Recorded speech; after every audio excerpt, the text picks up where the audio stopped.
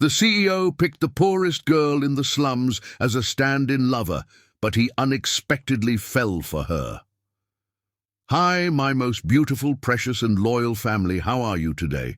This is your Mr. Peter, and I love you beyond what words can ever express. You are not just viewers, you are my heart, my soul, my reason for smiling every single day. My beautiful sisters and brothers, my precious daughters and sons, you are the light that brightens my darkest hours. I carry you deep in my soul, and I thank God for each of you. I would walk through fire for you, because your love is everything to me. A beautiful and powerful prayer for you. May the heavens open wide and pour rivers of blessings over your life. May love kiss your heart every morning and peace hold your hand through every night. I pray joy follows you like your shadow and miracles visit your doorstep daily. May every tear be wiped away, every fear silenced by faith, and every dream come alive in perfect time. May your heart never break, your spirit never fall, and your light never dim. You are protected, cherished, favored, and forever wrapped in divine grace. Nothing will stop the blessings meant for you. You are chosen, you are loved, and you are never alone. Thank you, my precious family, for your unshakable love and support. You lift me when I'm low and you give me strength I didn't know I had. With your love, we will rise higher than ever. From the bottom of my soul, I thank you. Let's show the world the power of our family. Can we reach 1,000 likes on this video? I believe in you, because we are a family that moves mountains with love. Please like, comment and share, because together we are unstoppable, unbreakable, and forever connected. Let's begin with all the love in the world, my beautiful family. Thunder crashed overhead as rain lashed against the bulletproof windows of Jim Hanson's Maybach, the drops hitting like tiny bullets against the impenetrable fortress he surrounded himself with, both in metal and spirit. The luxury vehicles, headlights sliced through the gloom of the city's most notorious neighborhood, illuminating crumbling buildings spray-painted with territorial gang symbols. Mr. Hanson, this isn't the route I programmed. Davis, his driver of 7 years, said nervously, knuckles white against the steering wheel. The GPS rerouted us through here because of the multi-car pileup on the expressway. Jim's jaw tightened as he glanced up from his tablet, displaying the final projections for the Japanese merger, the deal that would cement his legacy as the most formidable CEO under 40. At 34, he'd built Hanson Tech empire from the smoking ruins of his father's bankrupted company into a technological behemoth valued at $16 billion. His ruthlessness in business had earned him the moniker the Wolf of Wall Street, a title he wore like armor, along with his hand-tailored Tom Ford suits. "Just get us through quickly," he ordered, his deep voice resonating with authority that brooked no argument. "I need to be downtown in 30 minutes. Lightning split the sky in a violent flash, followed almost instantly by a deafening crack of thunder. The Maybach shuddered, sputtered, and then died completely, coasting to a stop beneath a broken streetlight. "What the hell?" Jim demanded, ice-blue eyes narrowing dangerously. I don't understand, sir. The car was just serviced yesterday." Davis frantically tried the ignition, but the engine remained silent. Jim's hand tightened around his phone, ready to unleash his frustration, when movement outside caught his eye. Through the rain-streaked window, he spotted 3 men surrounding a solitary figure at a bus stop across the street. Even through the downpour, he could make out their aggressive postures and the glint of something metallic, a knife or gun, in one man's hand. The figure they encircled wasn't cowering as expected. Instead, despite being outnumbered and at least a head shorter than her harassers, a young woman stood fierce and unmoving. Behind her, partially protected by her slim body, an elderly homeless man clutched his meager possessions, while a small girl clung to the woman's rain-soaked jacket. "Give us the old man's bag, pretty thing, and maybe we'll let you ride with us somewhere dry," the tallest assailant taunted, reaching toward her face. What happened next stunned Jim. The woman slapped the man's hand away with lightning speed. "Touch me again, and you'll pull back a stump," she said, her voice carrying through the storm with a clarity that suggested she meant every word. "He's just a veteran trying to stay dry. Leave him alone." The man's face contorted with rage. "You don't talk to me like that, bitch." He lunged forward, grabbing her arm. Without conscious decision, Jim found himself shoving open the car door. "Sir!" Davis protested, but Jim was already striding through the downpour. "Is there a problem here?" he asked coldly, rain instantly plastering his $1,000 suit to his athletic frame. Up close, he towered over the would-be attackers, his presence commanding, despite being outnumbered. The shortest thug assessed Jim's expensive watch and confident stance. "This isn't your business, rich man. Keep walking if you want to stay pretty." Jim's laugh held no humor. "I haven't been worried about staying pretty since I left the foster system at 16. The lie came easily. His childhood had been privileged, but these men didn't need to know that. "Now back off." Something in his dead-eyed stare made them reconsider. With muttered curses, they retreated down the street, occasionally glancing back with promises of retribution in their eyes. "I had it handled," the woman said, her voice both musical and defiant as she turned toward him. Jim's caustic response died on his lips as he found himself staring into the most remarkable eyes he'd ever encountered. Deep brown, with flecks of ember that seemed to catch what little light existed in the storm. Rain streamed down her face, highlighting cheekbones that could cut glass, and full lips pressed into a determined line. Her clothes were worn, but immaculately clean. Jeans with carefully mended knees, and a rain jacket that had seen better days pulled protectively around her slim figure.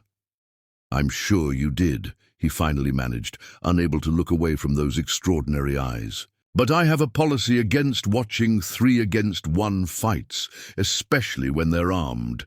The elderly man behind her coughed violently, the sound wet and concerning. "Mr. Gills needs to get somewhere dry," she said, genuine worry replacing defiance in her expression. "This weather is dangerous for his lungs." She turned to the child, clinging to her side. "Zoe, baby, are you okay?" The little girl nodded bravely, though her lips trembled with cold. "I'm fine, Auntie Tam." Jim became acutely aware of the rain still hammering down on them all. Water dripped from his once perfect hair into his eyes as he glanced back at his disabled luxury car. Davis was frantically speaking into his phone, likely calling for assistance. "Your driver won't get help for at least an hour in this weather," the woman said, following his gaze. "The towing companies avoid this neighborhood after dark, even without a storm." "How did you—" "I've lived here my whole life," she cut him off. "You're not from around here, obviously. In that suit, you're a target. My place is just down the block. You can wait there until your rescue arrives." The offer seemed to pain her slightly, as though inviting him into her space went against her better judgment. Jim raised an eyebrow. Trust didn't come naturally to him, especially not from beautiful strangers in dangerous neighborhoods. But something in her directness intrigued him. She wasn't fawning or flirtatious like the women who usually circled him, drawn by his power and wealth. If anything, she seemed annoyed by his very existence. A violent gust of wind drove the rain sideways, making the little girl gasp. "Please, mister," the child said, her large eyes, so similar to her aunt's, peering up at him. "Mr. Gills is shaking real bad." The homeless man was indeed trembling, his weathered face pale beneath his soaked beard. Davis approached cautiously. "Sir, roadside assistance can't reach us for at least 90 minutes due to the flooding." Jim made his decision. "Fine. Lead the way, Ms. Exum." "Tamara Exum," she replied. No trace of fear in her voice, despite inviting a stranger into her home. "And you are?" "Jim Hansen." If she recognized his name, impossible not to in business circles, she showed no reaction. "Well, Mr. Hansen, follow me, and stay close. Those men might return with friends." As they made their way through rain-slicked Streets, Jim found himself thinking that for the first time in years, something truly unpredictable had happened in his meticulously controlled life. And for reasons he couldn't explain, that thought didn't irritate him as much as it should have. Chapter 2. The Devil's Bargain. The Hansen Tech Empire headquarters dominated Manhattan's skyline. 68 floors of gleaming steel and glass that seemed to touch the clouds. In the penthouse boardroom, Jim Hansen stood at the floor-to-ceiling windows, hands clasped behind his back, as the morning light cast sharp shadows across his angular face. "The Akiyama Group has concerns about your personal reputation, Jim," said Harrison Wells, the silver-haired chairman of the board. Jim turned, his expression betraying nothing as he surveyed the 12 board members seated around the massive marble table. "My personal life has nothing to do with my ability to run this company," he stated coldly. "It does when we're dealing with the Japanese," Eleanor Prescott countered, adjusting her designer glasses. "The Akiyama family values tradition and stability. They view business as an extension of family. Your revolving door of models and actresses doesn't inspire confidence in your commitment to anything long-term." Jim's jaw tightened. The $5 billion merger with Akiyama Tech represented everything he'd worked toward: global dominance in the medical technology sector and final vindication against his brother, who had stolen everything from him once before. "So what exactly are you suggesting?" he asked, his voice dangerously quiet. Harrison slid a folder across the table. "Either present a stable, committed relationship during these negotiations, or we recommend Akiyama look elsewhere. You have 1 week to solve this problem." The meeting adjourned, leaving Jim alone with his thoughts. The memory of Tamara Exum had lingered in his mind far longer than it should have. After seeking shelter in her tiny apartment during the storm, he'd been grudgingly impressed by her dignity amid poverty. The space had been meticulously clean despite the peeling paint. Books lined every available surface, and the walls were covered with breathtaking paintings, all her work, as he'd learned when her niece proudly informed him. He'd only stayed an hour, but something about her fierce pride and gentle care for both the homeless veteran and her niece had stayed with him. Upon leaving, he'd tried to offer money for her hospitality. The flash of insulted pride in her eyes had been fascinating.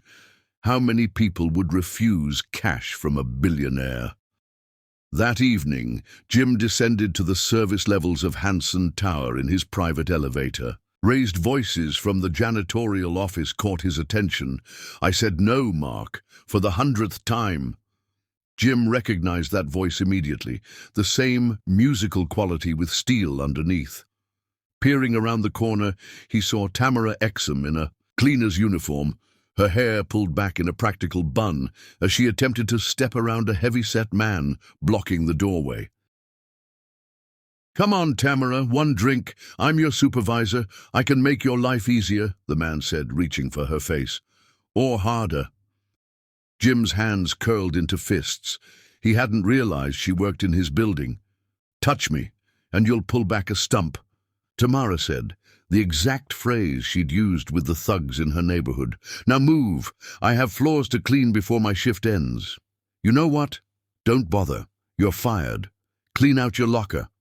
Jim started forward, then stopped himself.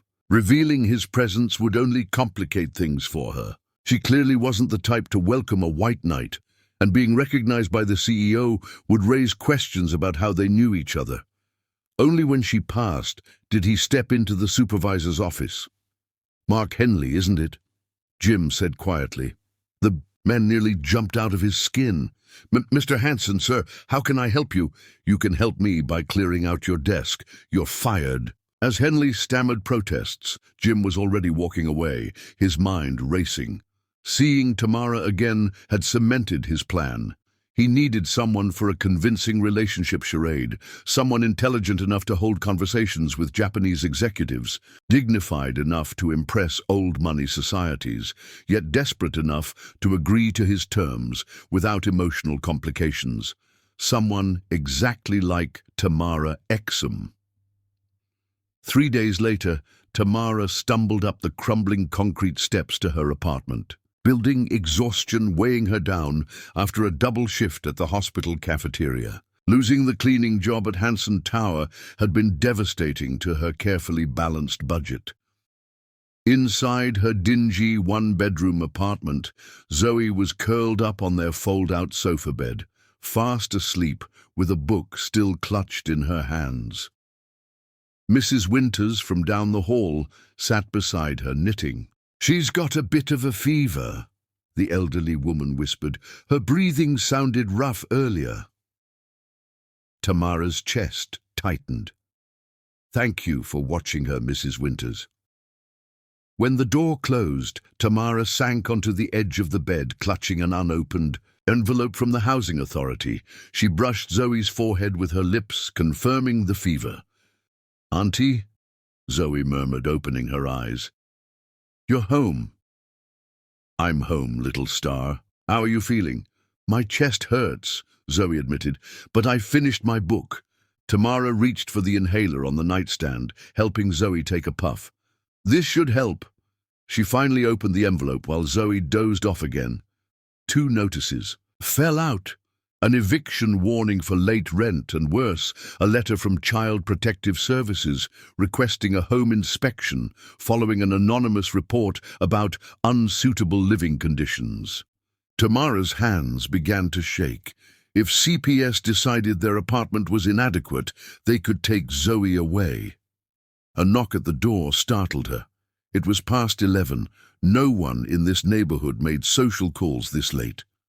Through the peephole, she was shocked to see Jim Hansen standing in her hallway, immaculate in a charcoal suit despite the late hour.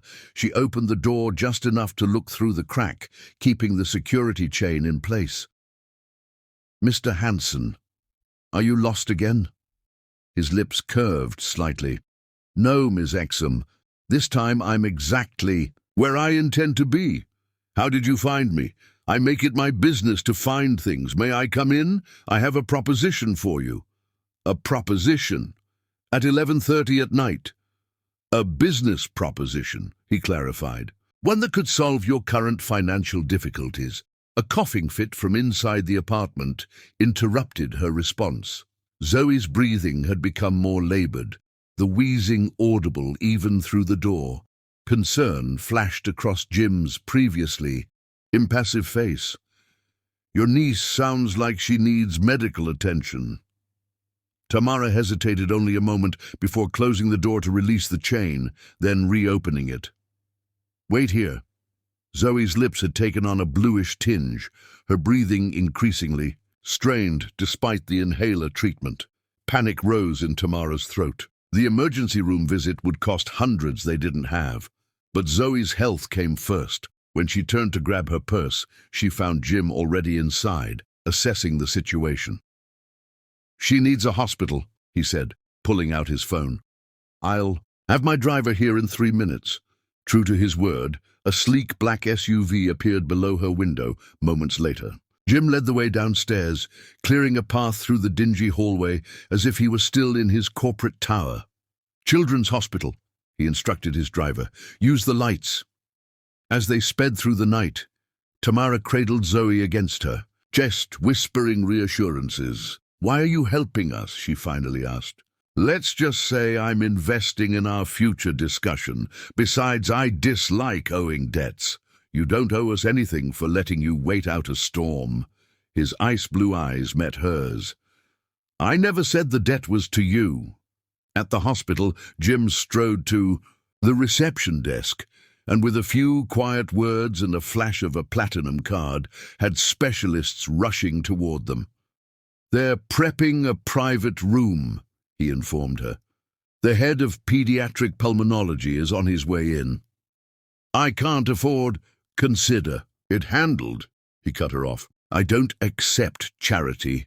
Good, because I don't offer it. What I'm offering is a business arrangement, one that would ensure Zoe receives the best medical care available, that you keep custody of her, and that you never have to worry about money again.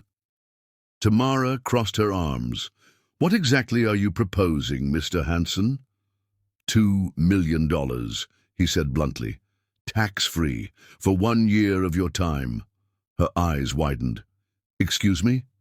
I need someone to pose as my committed girlfriend for a business deal.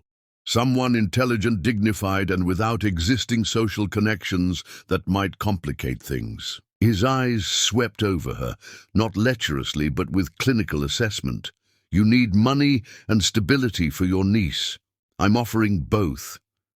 You want to buy me? Her voice was incredulous. I want to hire you for a specific role. Nothing illegal, nothing explicit, public appearances, business dinners, cultural events. Playing the part of a woman who has somehow captured the interest of New York's most notorious bachelor. A nurse appeared, gesturing for Tamara to follow her to Zoe's room. Why me? You could hire an actress or model. Jim's expression remained impassive, because you're the only woman I've met who looked at me like I was nothing special. That kind of authenticity can't be faked, and it's exactly what I need to convince the people I'm trying to impress. He handed her a business card with a handwritten number on the back. That's my private line. Call me when Zoe is stable and you're ready to discuss terms. As Tamara walked away, Jim watched her retreating figure. For the first time in years, he felt a flicker of uncertainty. He needed this arrangement to work. His company's future depended on it. What he hadn't anticipated was the unsettling awareness that for reasons he couldn't fully explain, he needed Tamara Exum to say yes in a way that had nothing to do with business at all. Chapter 3. Worlds Collide. Tamara stood frozen in the entryway of Jim Hanson's penthouse, Zoe's small hand clutched tightly in hers. The morning sunlight streamed through floor-to-ceiling windows, illuminating a space larger than her entire apartment building. Sleek furniture in shades of grey and black created a landscape of sharp angles and chrome accents. No personal photographs adorned the walls, only expensive abstract art that conveyed nothing of their owner's personality. It looks like a museum, Zoe whispered. Are we allowed to touch stuff? Tamara squeezed her niece's hand. I'm not sure, little star. 5 days had passed since that night at the hospital. 5 days since Jim Hanson had made his outrageous proposition. Tamara had initially dismissed it as the entitled fantasy of a billionaire who thought everything had a price tag. But then, reality had set in. The eviction notice, the CPS investigation, Zoe's medical bills, and the specialist's recommendation that Zoe needed consistent care for her severe asthma. The devil's bargain had started to look like her only option. Ms. Exum. The cool voice came from behind them. Tamara turned to find Jim watching them from the doorway, his tall frame impeccably dressed in a tailored navy suit, despite it being Saturday. Mr. Hanson, she acknowledged, lifting her chin. His gaze shifted to Zoe, softening fractionally. How are you feeling, Miss Zoe? The little girl straightened her shoulders, mimicking her aunt's posture. Better, thank you. The doctor said my lungs sound clearer. A ghost of a smile touched Jim's lips before vanishing. Good, he gestured, to a silent woman who had materialized beside him. This is Mrs. Chen, my housekeeper. She'll show you to the guest wing.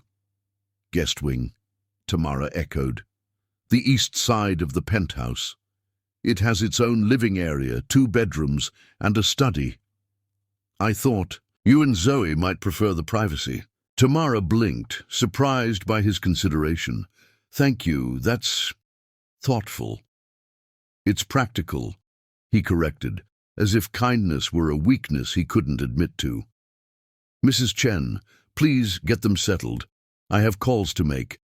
The guest wing proved to be larger than any apartment Tamara had ever lived in.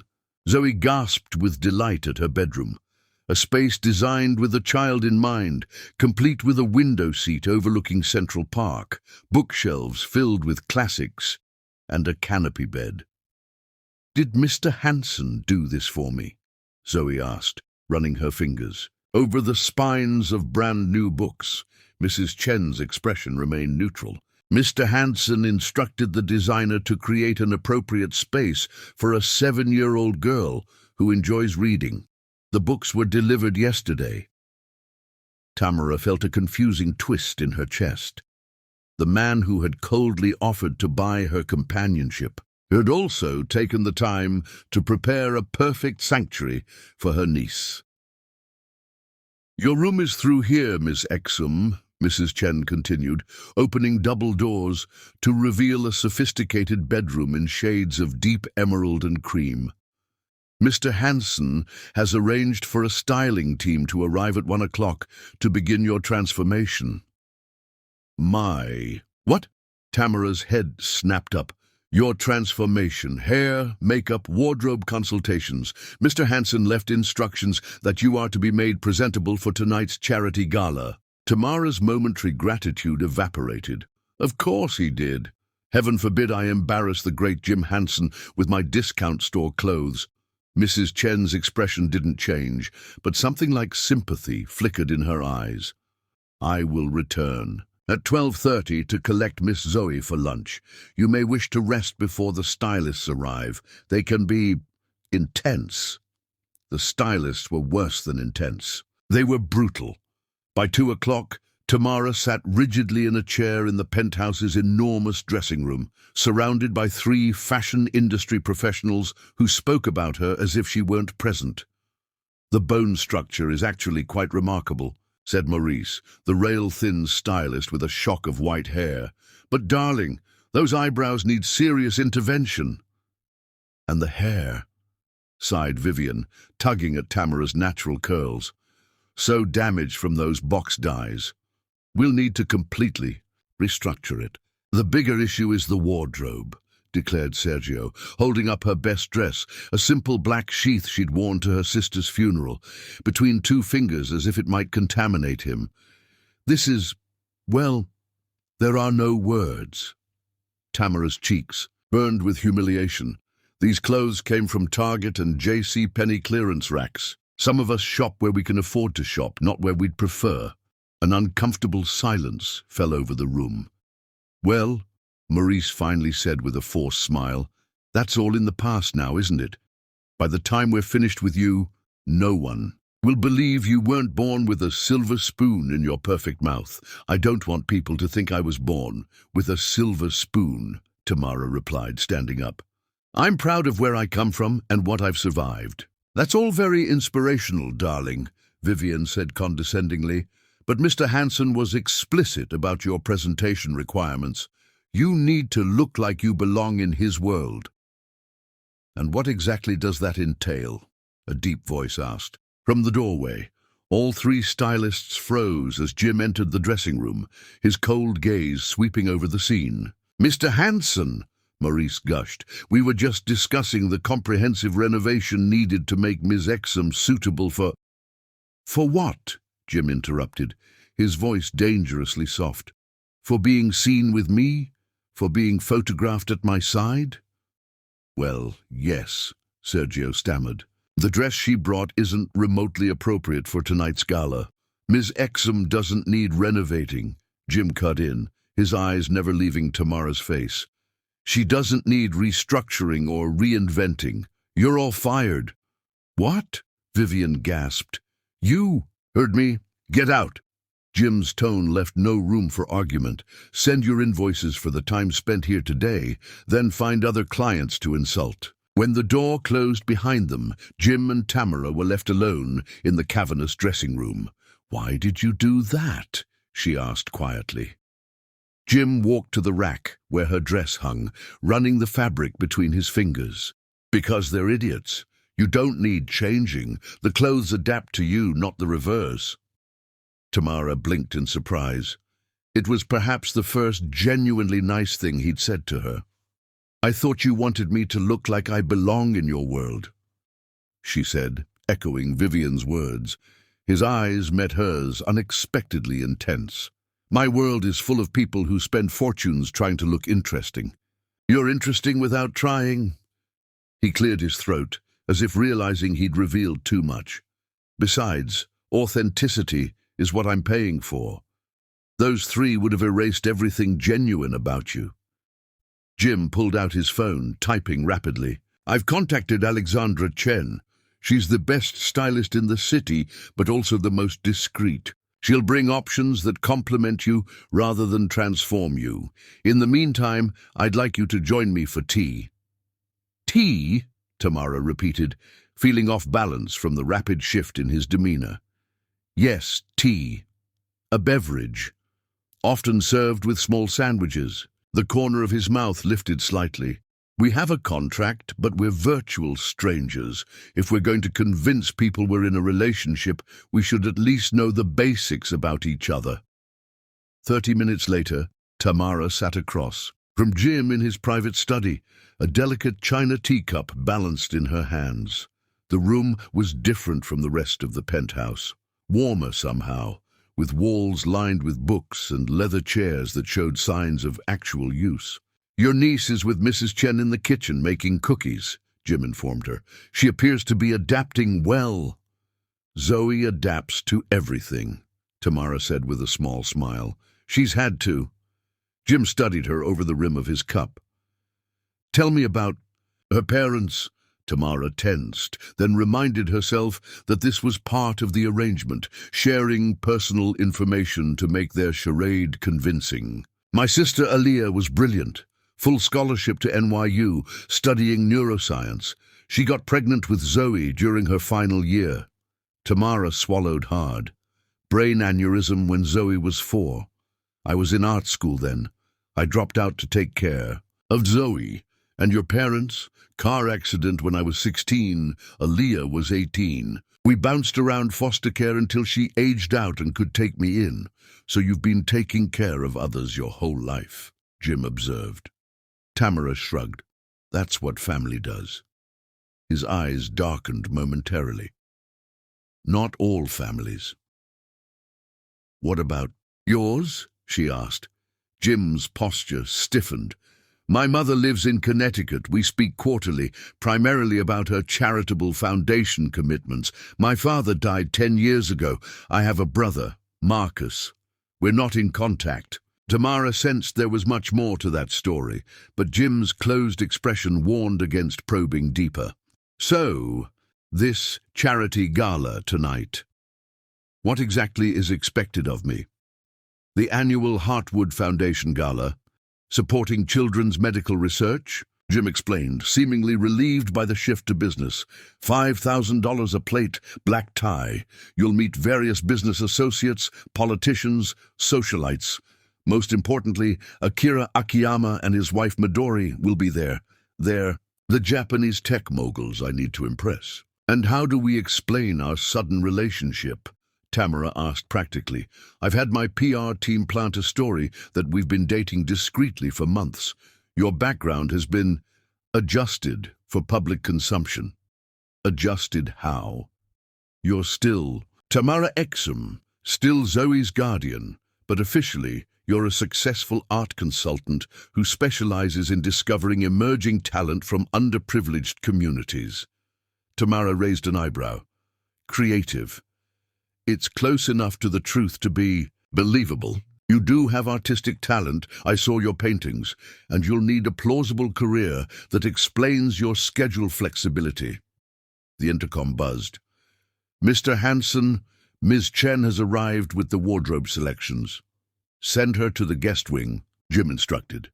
"I have work to finish before tonight." Tamara rose as well. "Mr. Hanson, thank you for firing those stylists. And for creating such a beautiful room for Zoe." He paused at the door, his expression carefully neutral. "Don't thank me, Ms. Exum. This is a business arrangement, nothing more. My priority is ensuring you can perform your role effectively.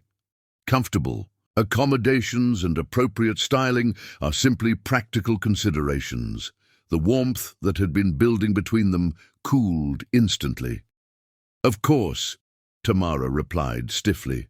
"Practical considerations. I won't forget my place in this arrangement again." Something flashed in Jim's eyes, regret, perhaps, before his mask of indifference returned. 8 o'clock. We leave at 8.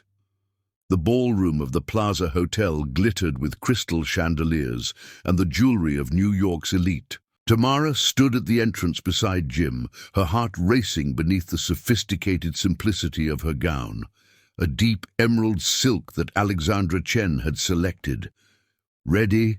Jim murmured, his large hand settling at the small of her back.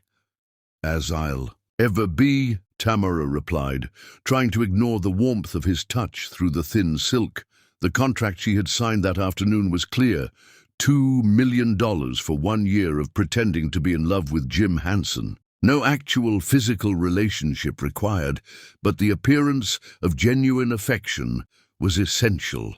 Nothing in their contract explained the jolt of electricity she felt as they entered the ballroom together, his hand guiding her protectively through. "The crowd! Jim! There you are," called a statuesque blonde, air-kissing both his cheeks. "Everyone's been wondering if you'd grace us with your presence tonight." "Wouldn't miss it, Victoria," Jim replied smoothly. "May I introduce Tamara Exum, my girlfriend?" Victoria's eyebrows rose fractionally. "Girlfriend? How unexpected!" Her gaze swept over Tamara assessingly. "I don't believe we've met in the circuit before, dear." "Tamara prefers substance over socializing," Jim said, before Tamara could respond. "She's been instrumental in launching several artists from her community development programs." "How fascinating," Victoria replied with practiced enthusiasm. "You must tell me all about your community work." The condescension in her tone sparked something in Tamara. "I'd love to, Victoria. Have you ever been to the Art Space Gallery in Brooklyn? They're featuring an extraordinary exhibition on urban expression that challenges conventional perspectives on worth and beauty." Victoria blinked, clearly surprised by Tamara's articulate response. "I can't say that I have." "You should visit. It might expand your definition of art beyond what matches your sofa." Tamara maintained her pleasant smile while delivering. "The subtle barb." Jim's hand tightened slightly on her waist, but when she glanced up, she caught a rare flash of amusement in his eyes. As the evening progressed, Tamara found herself surprisingly at ease navigating Jim's world. Her genuine interest in art and literature gave her common ground with many of the guests, while her direct honesty provided a refreshing contrast to the practiced social niceties around her. She was discussing a recent exhibition with the director of the Metropolitan Museum when Jim appeared at her side, tension evident in the set of his shoulders. "The Akiyamas have arrived," he murmured, his breath warm against her ear. "This is why you're here. Follow my lead." He guided her across the room to where an elegant Japanese couple stood conversing with the mayor. Akira Akiyama was smaller than Jim, but carried himself with unmistakable authority. His wife Midori exuded graceful sophistication in a traditional kimono, reimagined as a modern evening gown. "Akiyama-san, Midori-san," Jim greeted them with a respectful bow. "It's an honor to have you join us tonight." "Hansen-san," Akiyama returned. The bow. "We were just discussing your generous donation to tonight's cause." "Children's medical research is a priority for both Tamara and me," Jim replied, drawing her closer to his side. "May I introduce Tamara Exum, my partner?" Tamara bowed as Alexandra had coached her. "It's a pleasure to meet you both." Midori studied her with intelligent eyes. "Hansen-san has never brought a partner to business functions before. You must be very special." The directness of the statement caught Tamara off guard. She glanced at Jim, seeing the subtle tension in his jaw. The connection was unexpected, Tamara replied honestly, finding refuge in the partial truth. Sometimes the most meaningful relationships come when we least anticipate them. Something in her response seemed to satisfy Midori, whose eyes crinkled slightly at the corners. Yes, exactly so. The arranged matches often fail, while the unexpected ones flourish. My own marriage was quite scandalous in its time, a businessman's daughter choosing a young entrepreneur over her father's choice. Akira smiled fondly at his wife. 40 years later, her father finally admitted his mistake. As the conversation flowed easily between them, Tamara felt Jim's tension gradually easing. His hand remained at her back, his thumb occasionally tracing small circles against her silk-covered spine, a gesture that seemed almost unconscious, yet sent warmth spiraling through her. Later that night, as their car glided through the sleeping city back toward Jim's penthouse, Tamara found herself unexpectedly content. The evening had been exhausting but exhilarating in its way. "You were remarkable tonight," Jim said quietly, breaking the comfortable silence. The Akiyamas were impressed, particularly Midori. "She's quite perceptive," Tamara observed. "Very. Which makes your performance all the more valuable." Jim's gaze was unreadable in the dim light of the car. "You've more than earned your first installment." The reminder of their arrangement, of the cold financial transaction at the heart of their evening, stung more than Tamara had expected. For a few hours, amid the glittering lights and flowing champagne, she had almost forgotten this wasn't real. "Thank you," she replied formally. "I'm glad the investment is paying off." Something like regret flashed across Jim's face before his usual mask returned. "Get some rest. Tomorrow we have brunch with the mayor and his wife. The real work is just beginning." As Tamara lay in her new bedroom later that night, listening to the unfamiliar silence of luxury, no sirens, no arguing neighbors, no radiator clanking, she wondered what she had gotten herself into. Playing Jim Hanson's lover for a year had seemed straightforward when desperation clouded her judgment. Now, with the memory of his hand on her back and the rare glimpses of humanity beneath his cold exterior, she feared the lines between performance and reality might blur dangerously before their contract ended. Chapter 4. Behind Closed Doors. The charity gala had been a stunning success. As Jim's elevator ascended to his penthouse, Tamara leaned against the mirrored wall, exhaustion finally claiming her now that they were alone. Her feet ached from hours in the designer heels Alexandra had insisted matched her emerald gown perfectly. "You were remarkable tonight," Jim said quietly, loosening his bow tie. Tamara glanced at him, surprised by the genuine admiration in his voice. The Akiyamas seemed impressed. They were, particularly Midori. Jim's eyes met hers in the mirrored wall. "She told me you have an old soul with honest eyes." High praise from a woman who believes most Americans are superficial. The elevator doors slid open to the darkened penthouse. Mrs. Chen had left a single lamp burning in the vast living room, its soft glow barely penetrating the shadows. "Zoe will be asleep," Tamara murmured, slipping off her heels with a sigh of relief. "I had Mrs. Chen move her to your room when she fell asleep," Jim informed her, shrugging out of his tuxedo jacket. "She had a nightmare earlier." Concern instantly replaced Tamara's fatigue. "Is she okay? Why didn't you call me?" "Mrs. Chen handled it, and I didn't want to pull you away from the Akiyamas." He walked to the bar and poured himself 2 fingers of scotch. "Would you like a drink?" "No, thank you. I should check on Zoe." Jim nodded, taking a slow sip of his scotch. The amber liquid caught the low light as he swirled it, his expression distant. "You know, I've attended that gala for 7 consecutive years, and tonight was the first time it didn't feel like an obligation." Tamara paused, something in his tone making her linger despite her concern for Zoe. "Why is that?" "Because you made it real." He met her gaze directly. "When you spoke about those children's art programs, you weren't networking or posturing. You genuinely cared." "Of course I care. Art saved me after my parents died," Tamara replied, sitting on the arm of a nearby chair.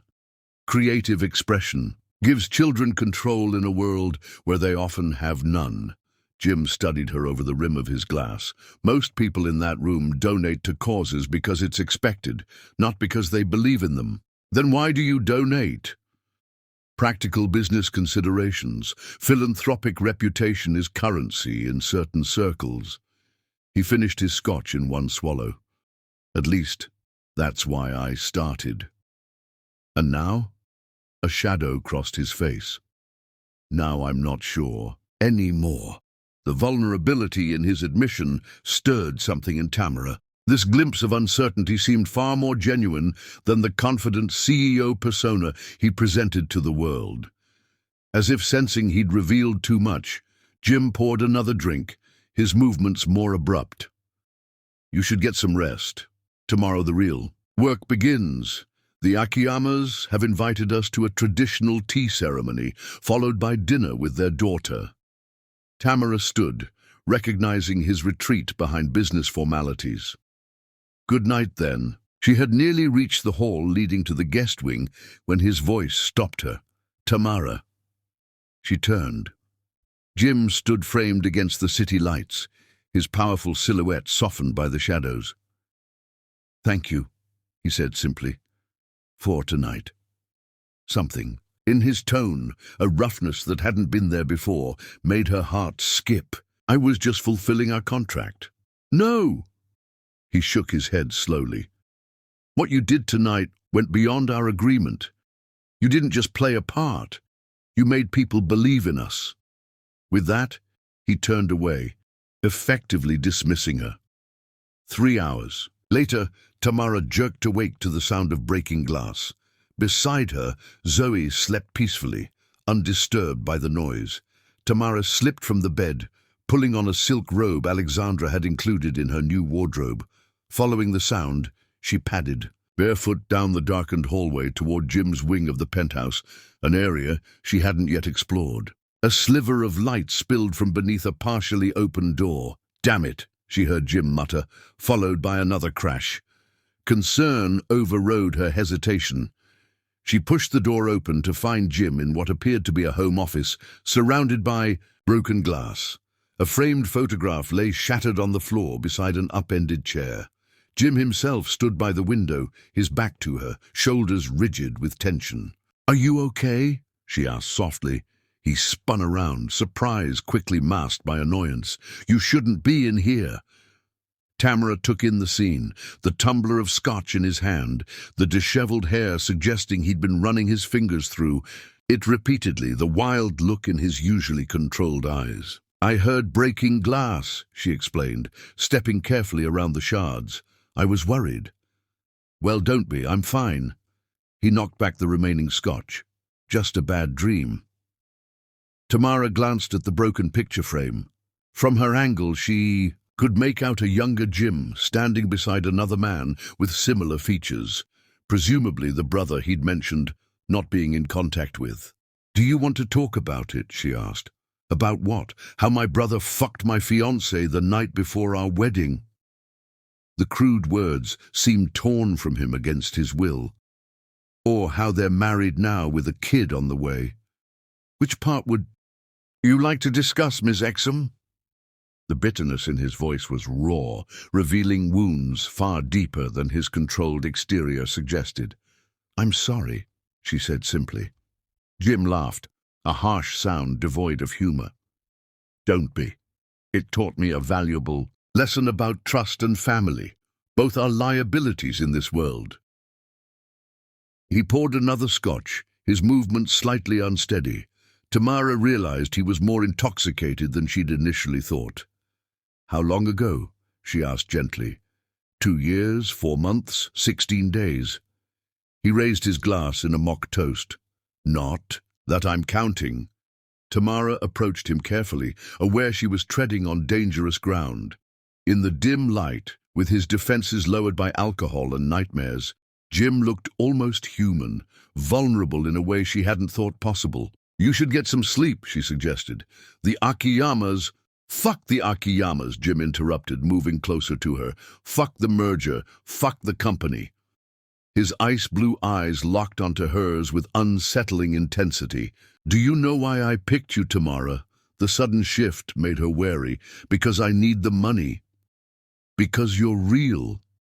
He reached out, his fingers brushing a curl from her face with surprising gentleness. "Everyone else in my world is playing a part, but you stand in a room full of people with 10 times your net worth and challenge them without blinking." His touch lingered on her cheek, sending an unwelcome warmth through her body. The contract explicitly prohibited any romantic involvement, yet here in the shadows, with his guard down, something dangerous sparked between them. "You're drunk," she said softly, stepping back.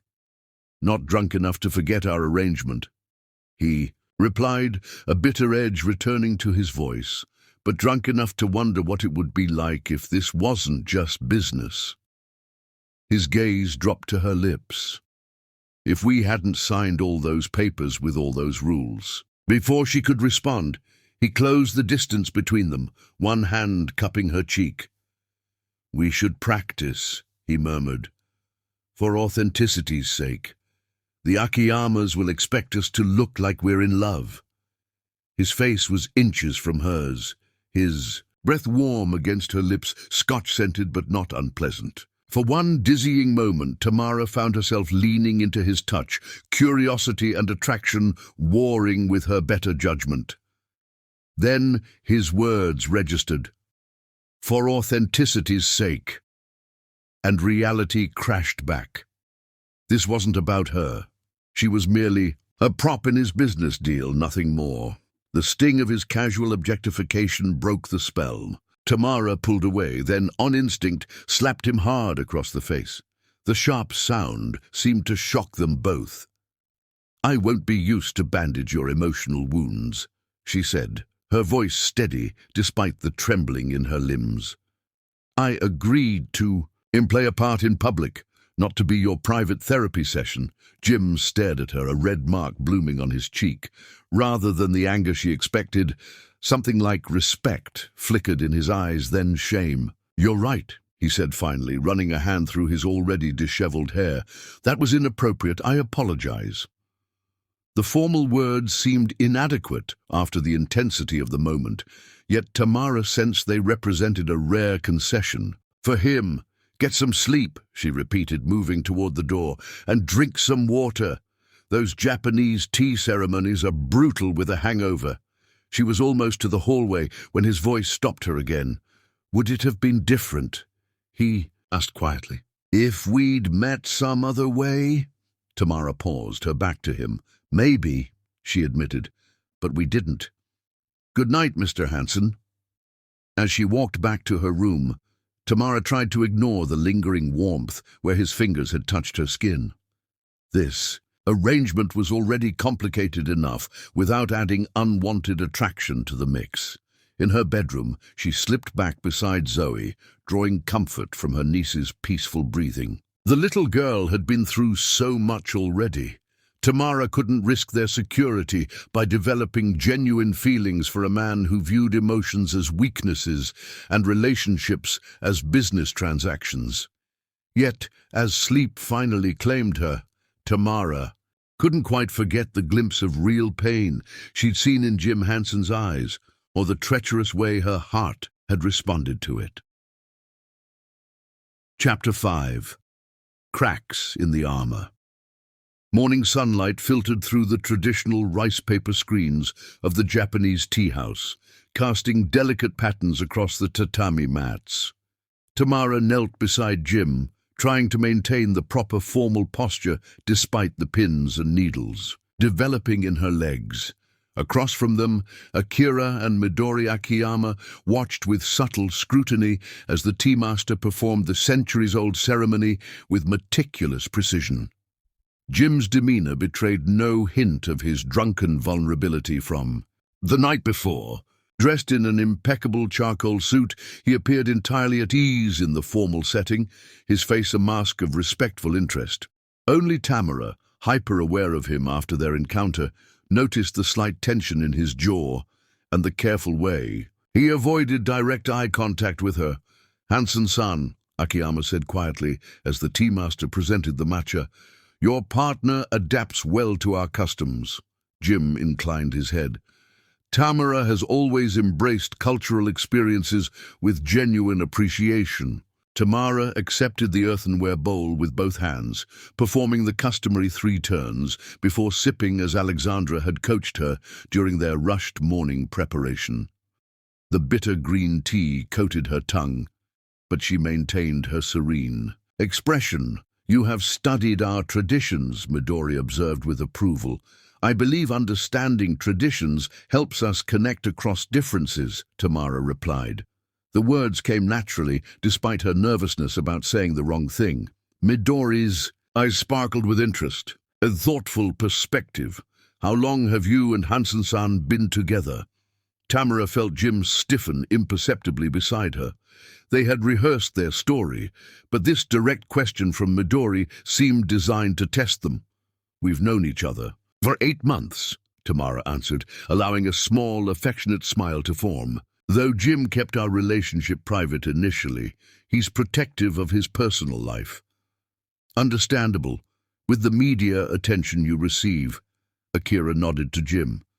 "Though I must admit, we were surprised. Your reputation suggested you preferred more temporary arrangements." The delicate challenge hung in the air. Jim's hand found Tamara's, his fingers intertwining with hers in a practiced motion they had rehearsed. "I valued my independence until I met someone worth changing for," Jim replied smoothly. The practiced line sounded almost sincere as his thumb brushed over her knuckles. Midori studied their joined hands, then Tamara's face.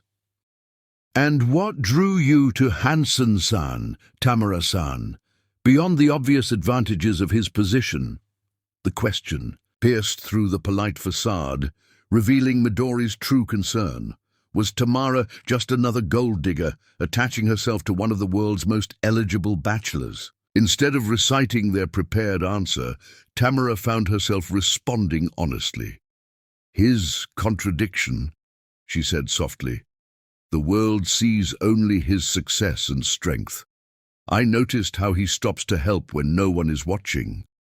She thought of how he'd intervened with the thugs in her neighborhood, fired the stylists who had belittled her, ensured Zoe had a room filled with books. Small moments that revealed glimpses of a better man than he pretended to be.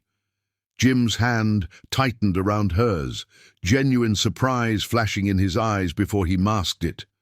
Something in her response seemed to satisfy Midori, who nodded and returned to the ceremony. As they completed the ritual, Tamara caught the woman exchanging a meaningful glance with her husband. Whatever test they'd administered, she sensed they had passed, at least for now. "That was unexpected," Jim said, as they rode the elevator to the hotel suite where they would change for dinner with the Akiyamas and their daughter. "What was?" Tamara asked, though she knew exactly what he meant. "Your answer to Midori, about why you're with me." He studied her profile. "It wasn't what we rehearsed." Tamara shrugged, keeping her eyes on the ascending floor numbers. "It seemed more authentic. Isn't authenticity what you're paying for?" Jim flinched slightly at the reminder of their arrangement. "Yes, but—" "Mr. Hansen," she interrupted, finally turning to face him. "About last night. It won't happen again." He cut in, his expression closing off. "I was intoxicated and inappropriate. It has no bearing on our agreement." The elevator doors opened before she could respond, revealing an ornate hotel corridor. In the suite, an awkward silence fell between them as they separated to prepare for dinner. Tamara changed into the elegant navy dress Alexandra had selected, trying not to dwell on the confusion swirling inside her. Last night, she'd seen beneath Jim's carefully constructed facade to the wounded man beneath.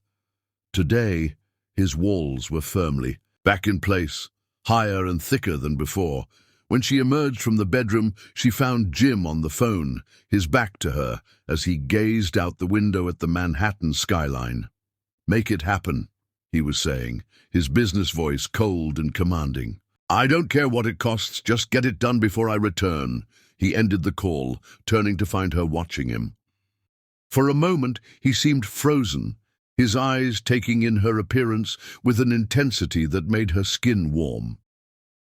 "You look," he began, then cleared his throat. "The dress suits you." "Thank you." She approached cautiously. "Is everything okay?" That sounded serious. "Just business." He slipped his phone into his pocket. "The Taiwanese semiconductor supplier is trying to renegotiate terms. Nothing for you to worry about." The dismissive tone stung more than it should have. "Right, I'm just the arm candy, not a business partner." Jim frowned. "That's not—" A knock at the door interrupted them. Jim opened it to reveal a hotel manager with an urgent expression. "Mr. Hansen, I apologize for the intrusion, but there's a situation with a child downstairs asking for Ms. Exum. She says her name is Zoe." Tamara's heart lurched. "Zoe? She's supposed to be with Mrs. Chen at the penthouse." They rushed downstairs to find Zoe in the hotel lobby, her small face tear-streaked as she clutched Mrs. Chen's hand. The normally composed housekeeper looked distressed. "Zoe had a severe asthma attack," Mrs. Chen explained hurriedly. "I tried calling, but neither of you answered. The doctor said she needs her new medication adjusted, so I brought her directly." Tamara knelt before her niece, checking her breathing. "Are you okay, little star?" Zoe nodded bravely, though her breathing still sounded labored. "I got scared," she admitted in a small voice. "The doctor said I should be with you." Jim stepped forward, surprising them all by crouching down to Zoe's level. "The doctor is right," he said, his voice gentler than Tamara had ever heard it. "Your aunt should be with you." He glanced at his watch, then up at Tamara. "The Akiyamas are expecting us in 20 minutes. "I'll cancel," Tamara said immediately. "Zoe needs me." "No," Jim shook his head. "This dinner is crucial. The Akiyama's daughter will be there. They're testing how we interact as a couple with family present." He paused, his expression conflicted, then made a decision. "Mrs. Chen, please take Zoe upstairs to our suite. We'll order room service for her. I'll attend dinner alone and explain that Ms. Exum is caring for her ill niece." Tamara blinked in surprise. "Won't that hurt the negotiations?" "Possibly," he admitted, "but in Japanese culture, family obligations are respected above all. They'll understand." The concern in his voice seemed genuine, making her wonder yet again about the man beneath the CEO exterior. "I can go," Zoe said suddenly, straightening her small shoulders. "I feel better now, and Mrs. Chen can stay with me at your table." She looked up at Jim. "I won't embarrass you, I promise. I know all the right forks to use." Jim studied the child, something softening in his gaze. "I have no doubt you do, Zoe, but your health comes first." "What if we compromise?" Tamara suggested, touched by both Zoe's bravery and Jim's unexpected consideration. "We attend, explain the situation, stay for appetizers to be polite, then excuse ourselves to care for Zoe?" Jim nodded slowly. "That could work." The gesture of appearing together even briefly would maintain the relationship image while demonstrating proper family priorities. "Then it's settled," Tamara said, rising. "Zoe, are you sure you're feeling well enough?" The little girl nodded solemnly. "I want to help." Jim surprised them again by gently ruffling Zoe's curls. "You're quite the negotiator, Miss Zoe. You might have a future at Hansen Tech." The child beamed at him, and something twisted in Tamara's chest at the sight. The Akiyamas were remarkably understanding about their abbreviated dinner. Even more surprising was their daughter Hannah's immediate rapport with Zoe. The two girls chatted enthusiastically about books, while the adults discussed business over appetizers. Family health must always take priority, Akira said approvingly when Jim explained they would need to leave early. It speaks well of you both that you care for the child together. As they prepared to depart, Midori took Tamara aside. Children see truth that adults miss, she said cryptically, nodding toward Zoe, who was laughing at something Jim had said. Your niece trusts Hansen-san. This says more than any business proposal. Back in the hotel suite, Zoe's breathing grew labored. Again, despite her medication, Tamara administered her inhaler, worry creasing her brow as the treatment seemed less effective than usual. Should we take her to the hospital? She asked Jim, who was on the phone arranging for a doctor to come to the suite. The concierge is sending up the hotel's on-call physician, he replied, loosening his tie. He should be here in 10 minutes. While they waited, Zoe's condition worsened. Her lips took on a bluish tinge that sent terror through Tamara's veins. She can't wait 10 minutes, she said urgently. Without hesitation, Jim scooped Zoe into his arms. There's a private clinic 3 blocks away. My car is downstairs. They rushed through the hotel, Jim carrying Zoe, while Tamara followed with the medical bag. In the car, Tamara held her niece, whispering reassurances as Jim directed his driver to speed through traffic. You'll be okay, little star, she murmured, fighting her own panic. Just keep breathing for me. Zoe gripped her hand weakly. I'm sorry, Auntie, she wheezed. I ruined your important dinner. You didn't ruin anything, Jim said firmly from beside them. The Akiyamas were impressed by you, especially Hana. Even through her fear, Tamara noted how naturally Jim comforted the child, with none of his usual emotional distance. At the clinic, Jim's name opened doors immediately. Zoe was whisked into a treatment room, leaving them in an empty waiting area. Tamara paced anxiously, unable to stay still. She'll be fine, Jim said, though tension lined his face. This clinic has the best pulmonologists in the city. How can you know that? Tamara demanded, fear making her voice sharp. Because I researched every medical facility in Manhattan the night we signed our contract, he admitted quietly. Zoe's medical history indicated recurring asthma episodes. I wanted to be prepared. Tamara stopped pacing, stunned by this revelation. You researched Zoe's medical needs before we even moved in? Jim looked uncomfortable with her surprise. It was practical planning. Having a child with chronic health issues under my roof required due diligence. Before she could respond, a doctor emerged from the treatment room. Ms. Exum, Zoe is stabilized. We've adjusted her medication and would like to keep her overnight. For observation, relief weakened Tamara's knees. Can I see her? Of course, she's asking for both of you, actually. They found Zoe in a private room that looked more like a hotel suite than a hospital ward, breathing easier with an oxygen cannula in her nose. Her small face brightened when she saw them. The doctor says I have to stay here tonight, she informed them solemnly. Just for one night, Tamara assured her, smoothing her curls. I'll stay right here with you. Both of you? Zoe asked, looking between them. Tamara glanced at Jim, expecting him to make excuses to leave.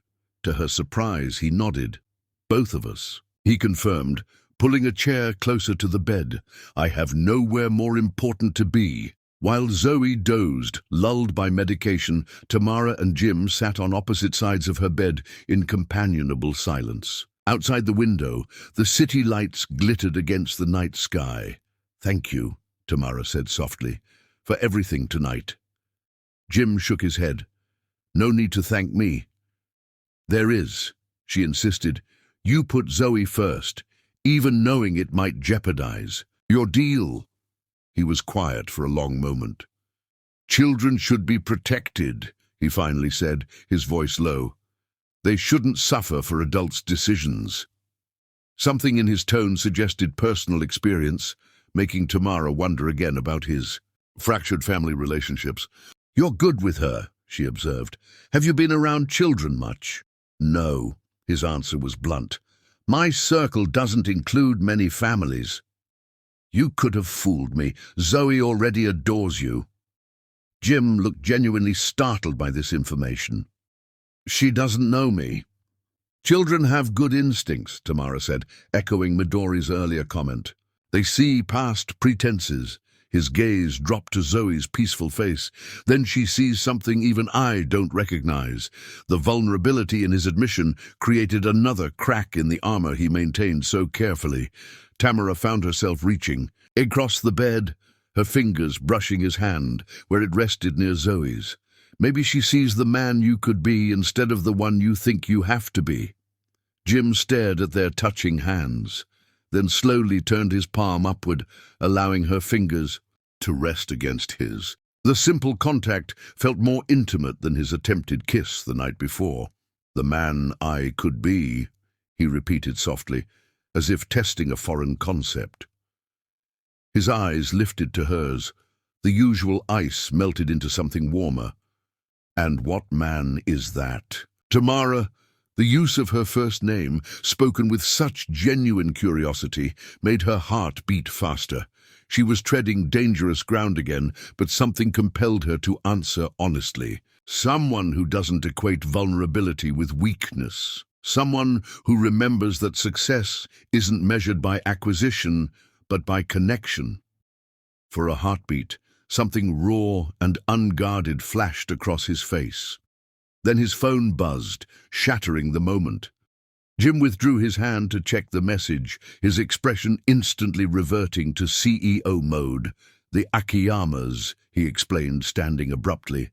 "They're concerned about Zoe. I should update them."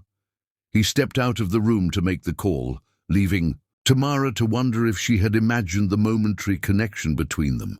When he returned minutes later, his walls were firmly back in place. "I've arranged for us to stay here tonight," he informed her in a businesslike tone. "The adjoining room has been prepared. The specialist will see Zoe first thing in the morning."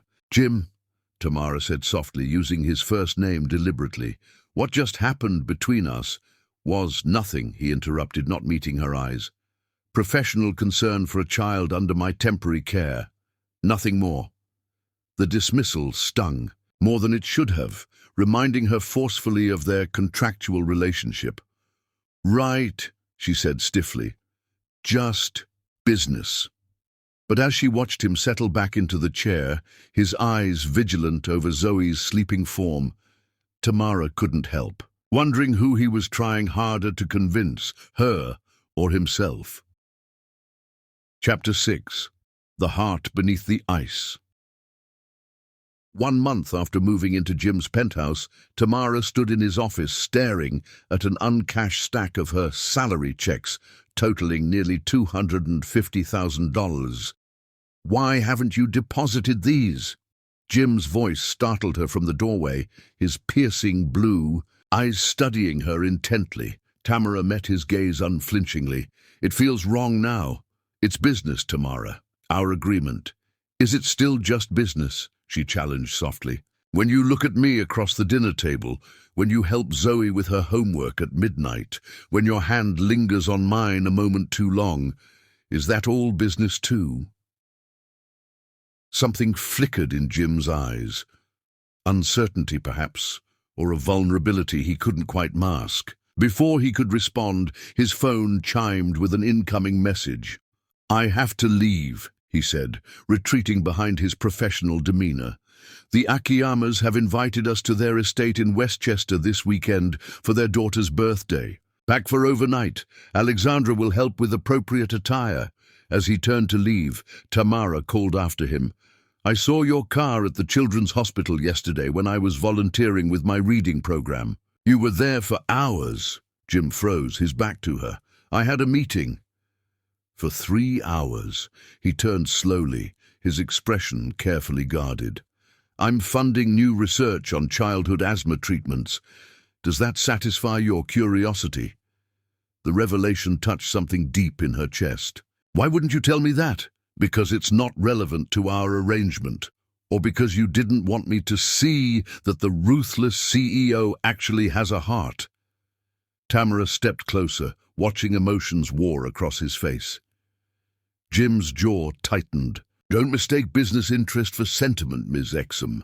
Medical technology is Hansen Tech's primary market. With that, he was gone, leaving Tamara to wonder about the man beneath the armor who kept revealing himself in small, unexpected moments of kindness.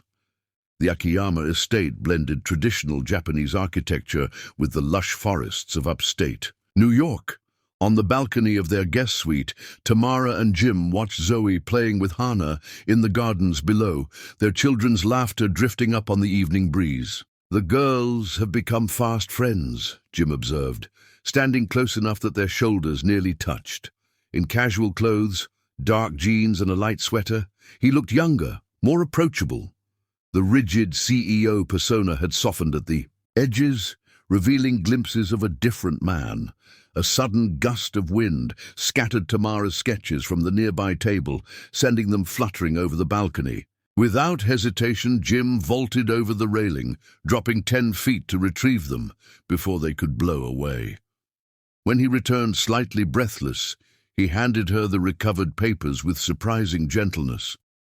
"These are remarkable," he said, studying a drawing of Zoe reading. "You haven't mentioned your art since moving in. There hasn't been much time." "Make time," he said with unexpected firmness. "Talent like this shouldn't be neglected." Their moment was interrupted by Akira, Akiyama entering with a warm smile. After discussing dinner arrangements, Akira added, "I was sorry to learn of your estrangement from your brother, Hansen-san. Family connections should be treasured, even through difficulties." Jim's expression hardened instantly. "My family situation is private." After Akira departed, Jim remained rigidly still. How does he know about Marcus? Their background research must be thorough, Tamara suggested. Would reconciliation be so impossible? "You don't know what you're talking about," Jim snapped, ice returning to his voice. "Then help me understand. What happened with your brother that's so unforgivable?" "He took everything that mattered," Jim said, the words tearing free after months of careful control. "Claire, my fiancée, they'd been sleeping together for months while she planned our wedding. The night before our ceremony, I found them together in the house I'd bought for us." The raw pain in his voice made Tamara reach for him instinctively. This time, he didn't pull away. "I'm sorry," she whispered, her hand resting gently on his arm. Jim looked down at her touch, something shifting in his eyes. "We should get ready for dinner," he said, but his voice had lost its coldness. After an elegant dinner under the stars, their hosts retired early, leaving Jim and Tamara alone on their private garden terrace. Thunder rumbled in the distance as a storm approached. "You were remarkable tonight," Jim said quietly, watching her in the moonlight. "The Akiyamas are completely convinced by us. Are they convinced, or are they seeing something real?" Tamara asked, gathering her courage to voice what had been building between them for weeks. Before Jim could answer, lightning illuminated his face, revealing an unexpected vulnerability. Thunder followed, shaking the night as the storm broke around them. Tamara turned to check on Zoe, but Jim caught her wrist gently. "Tamara, wait." She looked back, finding his gaze intense, searching. "If things were different," he began hesitantly. "If we had met some other way." The rest of his question hung unspoken between them, but she understood. If they weren't bound by contract, if business and millions weren't involved, if they were just a man and woman drawn to each other. Jim's hand moved to cup her cheek, his touch gentler than she would have thought possible from those powerful hands. Slowly, he leaned down until their lips were a breath apart. "Tell me to stop," he whispered, his voice rough with restrained desire. Tamara knew she should. Their contract explicitly prohibited this crossing of lines. Yet in that moment, with rain drumming against the roof and lightning painting shadows across his face, she couldn't find the words. Instead, she closed the final distance between them, her lips meeting his in a kiss that started tentatively but quickly deepened as years of his careful control crumbled beneath the simple truth of their connection. His arms enveloped her, strong yet reverent, as though she were precious and unexpected in his ordered world. When Jim's hands began to wander lower, heat following in their wake, reality crashed back. Tamara pulled away, breathless and confused. "Not like this," she whispered, her third rejection even more difficult than the previous ones. "Not until it's real." "What do you mean?" Confusion clouded his desire-darkened eyes. "This, whatever is happening between us, I won't let it be part of our transaction. If we cross that line, it needs to be because we both want to, not because it's convenient for our charade." He stepped back, his walls visibly reconstructing. "Of course. I apologize for the confusion." "Jim, that's not what I—" "No need to explain." He cut her off, his voice cooling rapidly. "You're right to maintain professional boundaries." As she turned to leave, his voice stopped her one final time. "Tamara." When she looked back, vulnerability had returned to his eyes. For what it's worth, that was real, at least for me. The admission hung in the air between them, fragile and profound. Tears threatened as she whispered, "Then prove it. Not with kisses or contracts. Prove it by letting someone see the real you, scars and all." She slipped into Zoe's room, finding her niece awake and frightened by the storm. As Tamara held the child close, Zoe asked sleepily, "Is Jim scared of storms too?" Tamara stroked her hair, thinking of the complex man on the other side of the door. "I think he's scared of things much bigger than storms." Chapter 7. Poison and Antidote. The final Akiyama merger negotiations were arranged for an intimate dinner at Haneda, Manhattan's most exclusive Japanese restaurant. Jim stood before his mirror, adjusting his tie with practiced precision, reviewing mental notes on the evening's critical objectives. Tonight was crucial. After 3 months of careful courtship, the Akiyamas were finally ready to sign preliminary agreements for their $5 billion partnership. Everything was proceeding exactly as planned, except for one significant variable: his growing feelings for Tamara. Since their kiss 2 weeks ago, something fundamental had shifted between them. In public, their performance remained flawless, but in private, a new awareness charged the air whenever they occupied the same space. Jim found himself noticing details he'd previously ignored: the scent of jasmine that lingered after she left a room, the musical quality of her laughter when Zoe said something clever, the way her eyes softened when she thought no one was watching. Most disturbing were the unfamiliar emotions these observations evoked. For the first time in his precisely ordered existence, the company wasn't his sole focus. The realization was both exhilarating and terrifying. A soft knock interrupted his thoughts. Tamara appeared in the doorway, wearing a deep burgundy dress that took his breath away. Her hair was swept up, exposing her elegant neck adorned with only the pearl earrings he'd given her last week, a gift he'd justified as maintaining their cover story, though both knew it was something more. "Zoe wanted to wish you luck," she said. "She's in the living room with Shannon." In the living room, Zoe looked up from her book, face brightening. "You look handsome," she declared with childish honesty. "Like a prince in my storybooks." Jim crouched. To her level, a gesture that would have seemed impossible 3 months ago. "Thank you, Miss Zoe.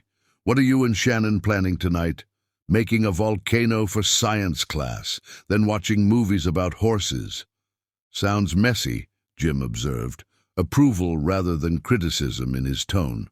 "The best science is messy," Zoe replied seriously, echoing words he'd once spoken.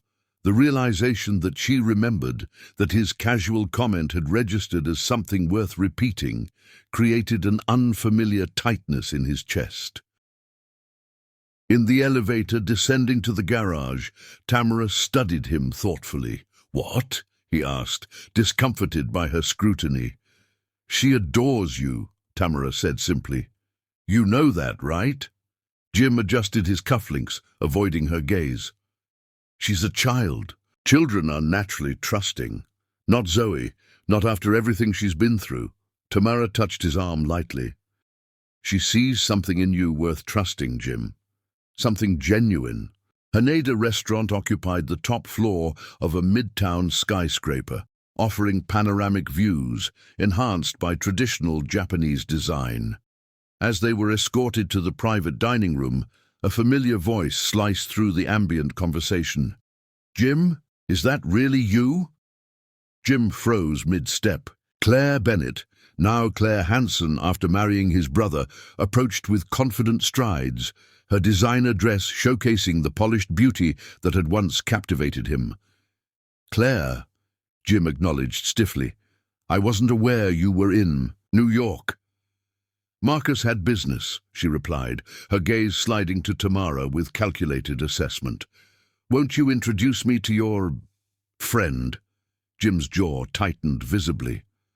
"Tamara Exum, my partner. Tamara, this is Claire, my brother's wife." Claire's handshake was dismissive. "Partner? How interesting. Jim never struck me as the committed type during our time together."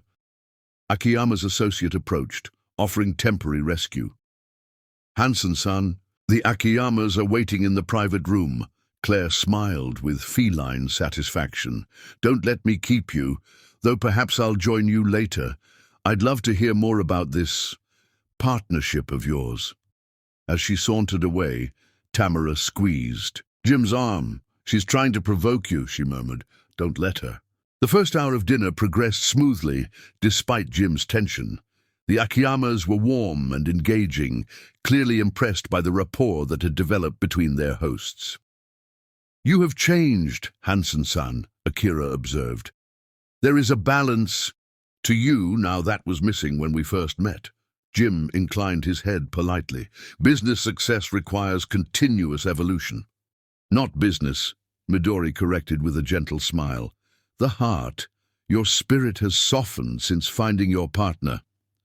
Before Jim could respond, the door slid open to reveal Claire carrying champagne.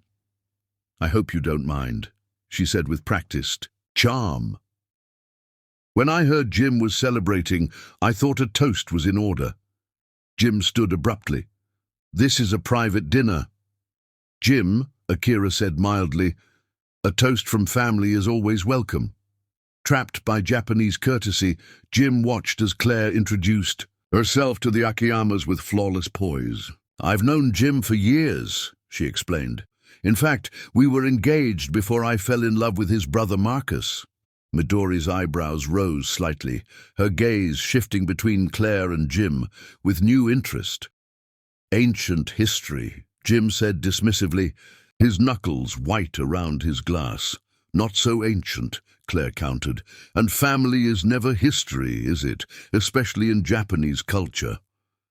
Which is why I'm pleased Jim has finally found someone," she continued smoothly. "How exactly did you meet? Jim's always been so private." The trap was obvious. Claire suspected their relationship wasn't genuine. Tamara met Jim's eyes briefly, silently communicating her understanding. "We met during a thunderstorm," she said. "Truthfully, Jim's car broke down in my neighborhood. I offered shelter." "When did this shelter turn into a relationship?" Claire pressed. "No one knew of your partnership until precisely when the Akiyama negotiations began, almost as if it were arranged for the occasion." The implication hung in the air. The Akiyama's expressions shifted from warmth to uncertainty. "Claire, you've outstayed your welcome," Jim said icily. Have I recognized a business arrangement?" "After all, I know how you operate, Jim. Everything is ultimately a transaction to you." Akira cleared his throat uncomfortably. "Perhaps there has been a misunderstanding." No misunderstanding, Claire interrupted. Just truth. Ask Jim about his contract with Ms. Exum. I'm sure the terms are quite generous for her services. Jim stood abruptly. Enough. In the tense stillness that followed, Tamara made a decision. She reached for Jim's hand, linking their fingers firmly. You're right about one thing, she said to Claire, while looking at the Akiyamas. There was an arrangement initially. Jim did offer me a contract. Midori's expression fell, disappointment evident. Akira's face hardened into businesslike neutrality. But, Tamara continued, her voice steady, what began as business has become something neither of us expected. She turned to Jim, whose expression had transformed from anger to disbelief. I haven't cashed a single check you've written me. Not one. What? He whispered, genuinely shocked. I couldn't, she admitted, because somewhere between pretending to care for you and actually caring, taking your money, started to feel wrong. Claire's triumphant smile faltered as the atmosphere shifted. You speak from the heart, Midori observed. This is not performance. No, Tamara acknowledged. Jim offered me security when I desperately needed it. I agreed for my niece's sake. But I didn't expect to discover the man behind the CEO, who funds research because a little girl got sick, who remembers how she likes her hot chocolate, who checks her homework after 18-hour workdays. Jim stared at her, vulnerability flickering in his eyes. Akira turned to him seriously. Is this true, Hansen-san? Did your relationship begin as business? Jim straightened his shoulders, decision made. Yes, he said simply. I approached Tamara with a proposition when I learned you valued family stability. It was calculating and manipulative. Claire's eyes widened in surprise at his confession. But what I didn't anticipate, Jim continued, his voice softening as he looked at Tamara, was how much I would come to respect her integrity, how her presence would change my home from a place I merely slept to somewhere I look forward to returning. His hand tightened around Tamara's. The arrangement was real, but what developed between us wasn't in any contract. Midori studied them both intently before smiling. Honesty at great risk. This, Hansen-san, is what we hope to see in a business partner. Not perfection, but authenticity. Akira nodded in agreement. Deception discovered destroys trust forever. Truth freely offered builds stronger foundations. To everyone's surprise, he raised his glass. To relationships that transcend transactions. May our business partnership develop with similar authenticity. Claire stood abruptly, her calculated attack having failed spectacularly. How touching, she said bitterly. I hope you're not making another mistake, Jim. As she stalked away, Jim didn't even glance in her direction. His eyes remained fixed on Tamara's, a question in their blue depths. Later that night, after the agreements were signed and they stood alone in the elevator ascending to the penthouse, Tamara finally asked, what had been on her mind since his confession? Did you mean what you said about our relationship? Jim turned to her, his carefully maintained walls completely absent. Every word. I tried to tell myself this was still just business, but it hasn't been for a long time. He touched her cheek gently. You've changed everything, Tamara. And I'm terrified of what that means. The elevator doors opened to their home, because somehow, in these months together, his sterile penthouse had indeed become a home. Zoe's artwork decorated the refrigerator. Tamara's paintings hung on walls that had previously showcased only cold, expensive abstracts. What are you afraid of? Tamara asked softly. Jim's answer was barely audible. Losing you. Both of you. When the contract ends. Instead of responding with words, Tamara reached up and drew his lips to hers, sealing her silent promise with a kiss that held no rejection this time. Only the beginning of something neither had anticipated when they'd signed. Their arrangement. Chapter 8. The Pursuit. These need to be delivered to Children's Memorial by this afternoon, Jim told his assistant, handing over a large envelope. Make sure Dr. Patel receives them personally. 2 weeks had passed since the night at Haneda restaurant. 2 weeks since Jim and Tamara had acknowledged that their arrangement had evolved into something genuine. The merger negotiations were proceeding smoothly, but Jim found himself increasingly distracted by thoughts that had nothing to do with business. His phone buzzed with a message from Tamara. Art therapy class went wonderfully. The children loved. Your donation, dinner at 7. Jim found himself smiling, another frequent occurrence these days, when his assistant interrupted. Sir, there's someone here to see you. He doesn't have an appointment, but he's insistent. Who is it? Your brother. Sir, Marcus Hansen. Jim's smile vanished instantly. Send him away, Jim. Marcus's voice came from the doorway, deep and familiar. 5 minutes, that's all I'm asking. Jim looked up to find his brother standing there, the family resemblance unmistakable despite Marcus's slightly less formal appearance. You have 2? Jim replied icily. When they were alone, Marcus approached cautiously. Claire told me she saw you at Haneda with someone. And I wanted to see if it was true, if you finally moved on. Jim's jaw tightened. My personal life is none of your concern. Maybe not, Marcus agreed, but your company is. Hansen Tech was our father's legacy to both of us. I never wanted to be pushed out. You made your choice when you slept with my fiancée. Marcus flinched visibly. I know what I did was unforgivable, but I'm here because of rumors that Kingston Investment is preparing a hostile takeover bid for Hansen Tech. They're targeting the period right after the Akiyama merger, when you'll be cash poor before the integration benefits kick in. Jim's eyes narrowed. Kingston was their most aggressive competitor. How do you know this? I still have connections in the industry, Marcus replied. And despite everything, you're still my brother. Brothers don't betray each other. No, Marcus admitted, they don't. I was weak and selfish, and I've paid for it every day since. He pulled an envelope from his jacket. Claire and I are divorcing. She's been unfaithful multiple times. A cruel satisfaction flickered through Jim before being replaced by something unexpectedly like pity. I'm offering my shares to help block the takeover, Marcus continued, laying the certificates on Jim's desk. No conditions. As Marcus turned to leave, the office door opened to reveal Tamara holding Zoe's hand. Sorry to interrupt, she started, then froze at the sight of Marcus. The family resemblance was unmistakable. Tamara's eyes moved between the brothers, understanding dawning in her expression. You must be Marcus, she said, her voice neutral. Marcus nodded, clearly surprised by her presence in Jim's office. And you're Tamara. Claire mentioned you. His gaze shifted to Zoe. And who might this be? I'm Zoe, the child announced. Jim is teaching me chess. Something like wistful recognition crossed Marcus's face. He taught me too when we were kids. He glanced back at Jim. You were always a patient teacher.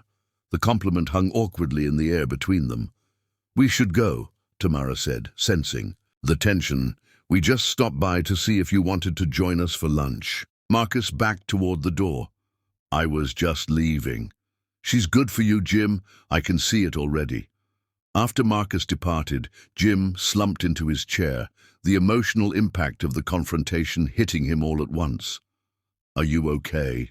Tamara asked, approaching his desk while Zoe explored the office. I don't know, Jim admitted with rare honesty. Tamara picked up the share certificates Marcus had left. He's giving you his part of the company? To prevent a hostile takeover, Jim explained. Kingston is circling. Is that the only reason he came? Jim considered the question. No, I think he genuinely wanted reconciliation. And you're not ready for that. It wasn't a question. But Jim answered anyway. I don't know if I'll ever be ready. Tamara sat on the edge of his desk, a casual intimacy that would have been unthinkable months ago. Forgiveness isn't about forgetting what happened, Jim. It's about not letting it control your future. He looked up at her, struck by the simple wisdom of her words. When did you get so philosophical? Around the time a billionaire CEO crashed into my life during a thunderstorm, she replied with a small smile. Jim reached for her hand, linking their fingers together. I'm glad I did. Me too, she said softly. Now about lunch. Over the next 2 weeks, Jim found himself doing something entirely new, deliberately courting Tamara. Not for show, not for business, but because he genuinely wanted to. He sent flowers to her art therapy class, not extravagant arrangements, but simple wildflowers, similar to those she'd once pointed out during a walk in Central Park. He arranged a private showing of her artwork at a small gallery in Brooklyn, anonymously funding scholarships for underprivileged children inspired by her paintings.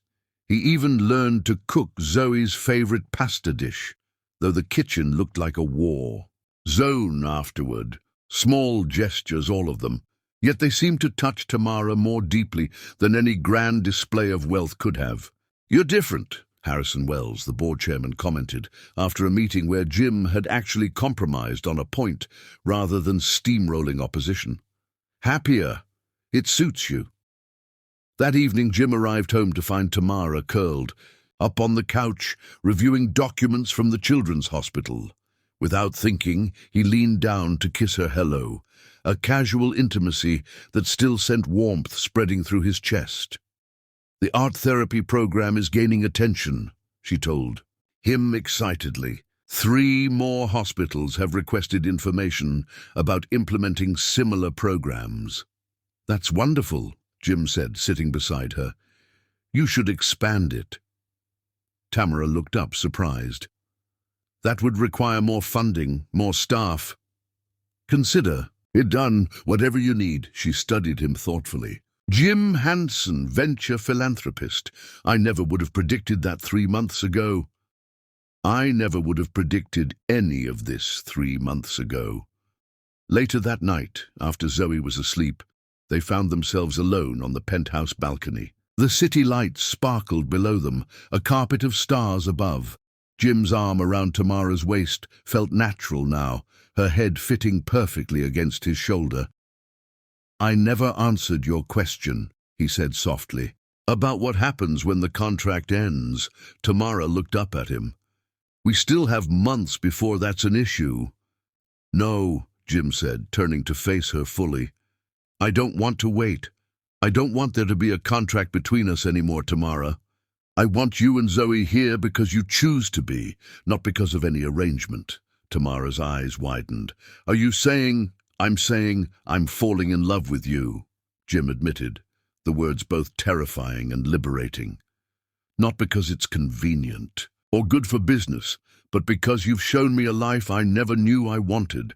As their kiss deepened, Jim felt desire building stronger than ever before. His hands slid down her back, caressing the curve of her waist as he whispered against her lips, Tamara, I want you. Not as part of any contract, just you. For a moment, she melted against him, her body responding with equal hunger. Then, to his surprise, she pulled back gently. Jim, she whispered, her fourth rejection somehow even more powerful than the previous ones. Ask me again when you can say the words your heart is holding back. He frowned, confusion replacing desire. I just told you I'm falling in love with you. Falling, she repeated softly. Still safe, still controlled. Understanding dawned slowly. She wasn't rejecting him. She was asking for complete vulnerability, the final surrender of the walls he'd built around his heart. I'm trying, he whispered honestly. I know, she replied, kissing him softly, and that's why I can wait, because what we're building deserves a foundation that's unshakable. As she slipped inside, leaving him alone with his thoughts, Jim realized that for the first time in his life, he was pursuing something he couldn't acquire through money, power, or strategic negotiation. He was pursuing love, real, vulnerable, terrifying love. and the journey was changing him in ways no business deal ever could. Chapter 9. Loss and Revelation. The phone call came at 3:17 a.m., shattering the peaceful quiet of the penthouse. Jim reached for it groggily, instantly alert when he heard the panic in Tamara's voice.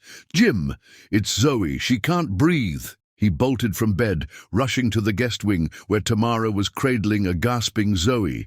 The child's lips had taken on the terrifying bluish tinge that signaled severe oxygen deprivation.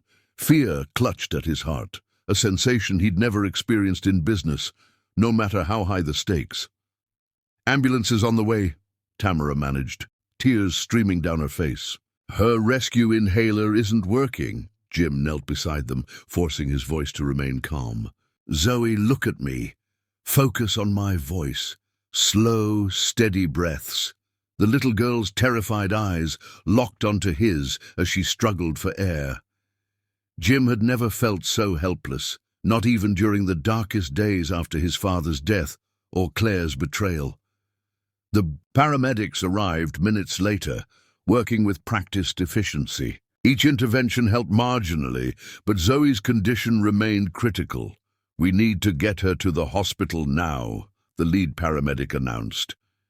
In the emergency room, time warped strangely, stretching endlessly as they waited for updates, then compressing into terrifying moments of medical jargon and urgent decisions. The specialist called in for consultation finally approached them in the private waiting room. "Ms. Exum, Mr. Hansen," Dr. Reeves began, her expression grave. "Zoe has suffered a severe complication of her asthma condition. We've stabilized her for now, but I'm concerned about the long-term prognosis." "What do you mean?" Tamara asked, her voice barely above a whisper. "There's a specialized treatment available that could significantly improve her condition, possibly even provide a permanent solution. But it's only offered at the Kaiser Institute in Berlin." "How soon can she travel?" Jim asked immediately. "With proper medical supervision. In about a week," Dr. Reeves replied. "But Mr. Hansen, the treatment is experimental and extremely expensive. Insurance won't cover it." "Cost isn't an issue," Jim said firmly. "Make the arrangements." After the doctor departed, Tamara turned to Jim, conflict evident in her tear-stained face. "Jim, I can't let you do this. It must cost—" "Don't," he interrupted gently. "Please don't finish that sentence, not when it comes to Zoe." In that sterile hospital waiting room, with Tamara's tears soaking his shirt, Jim Hansen finally admitted to himself what he'd been fighting for weeks. He loved them both, not as assets or conveniences, but as the family he'd never allowed himself to want. 1 week later, Jim stood in the private terminal at JFK Airport, watching as medical staff prepared the specially equipped jet for Zoe's transfer to Berlin. The child sat in a wheelchair, still weak but stable, her ever-present stuffed rabbit clutched tightly in her arms. "Will you visit us?" she asked Jim, her voice small beneath the pediatric oxygen mask. The question caught him off guard. "Of course I will," he promised automatically. Tamara approached, carrying the last of their hastily packed bags. The past. Week had been a whirlwind of medical consultations and travel arrangements. She'd insisted on taking an indefinite leave from their arrangement, despite Jim's protests that nothing needed to change. "The doctor says we're cleared for takeoff," she told him, her expression a mixture of gratitude and regret. "I don't know how to thank you for all this." "You don't need to," Jim said simply. A slight awkwardness fell between them, the first since their relationship had evolved beyond its contractual beginnings. They both knew this departure marked a turning point, though neither seemed ready to define exactly what it meant. "The treatment could take months," Tamara reminded him. "We can't expect you to put your life on hold." "What if I want to?" The words escaped before Jim could consider their implications. Tamara's eyes softened. "Jim, you have a company to run. The merger can proceed without my constant presence," he finished. "That's what management teams are for." She studied him carefully, This isn't just about Zoe's treatment, is it? Jim hesitated, teetering on the edge of the emotional vulnerability she'd always encouraged in him. But before he could respond, the medical team signaled it was time to board. Tamara nodded, then turned back to Jim. I guess this is goodbye for now. Jim watched conflict play across her face, the same inner turmoil he felt. Words seemed inadequate for the complexity of emotions between them. Instead, he leaned forward, pressing his lips to hers in a kiss that carried everything he couldn't say aloud. When they separated, he whispered, "This isn't goodbye. It's just distance." 3 months passed. The Akiyama merger finalized with record-breaking stock valuations. Jim threw himself into work with renewed intensity, as if the punishing 18-hour days could fill the void left by Tamara and Zoe's absence. The quarterly projections are exceeding all targets, Harrison announced during the executive meeting. The Akiyama partnership has positioned us perfectly against Kingston's attempted hostile moves. Jim nodded absently, his attention drawn to the tablet discreetly positioned beside his portfolio. The screen showed Zoe's latest scan results from Berlin. Remarkable improvement after the experimental treatment. He'd arranged for all medical updates to be sent directly to him, though his communications with Tamara had become increasingly infrequent and formal. She'd insisted on maintaining distance, claiming he needed to focus on the merger without distractions. Each time he suggested visiting Berlin, she found a reason to postpone. The rejection stung more than he cared to admit. After the executives filed out, Akira Akiyama himself remained behind, studying Jim with thoughtful eyes.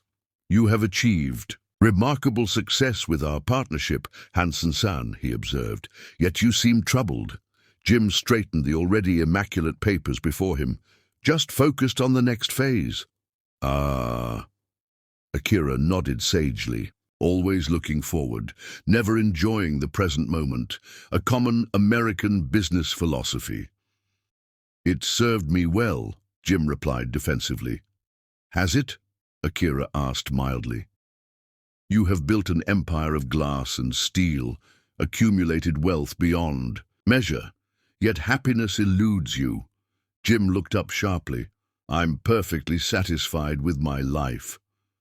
"Are you?" Akira's gentle question carried no judgment. "Midori and I were disappointed to hear Tamara-san and little Zoe had left for Berlin. We had hoped to include them in our family celebration next month. It was a medical necessity," Jim explained stiffly. "Zoe needed specialized treatment." Akira studied him carefully. "And your presence was not necessary for this treatment?" The question struck uncomfortably close to Jim's private thoughts. "I have responsibilities here.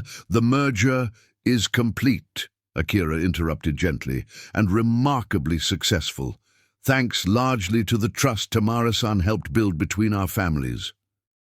Jim remained silent, uncertain how to respond to the unexpected direction of the conversation.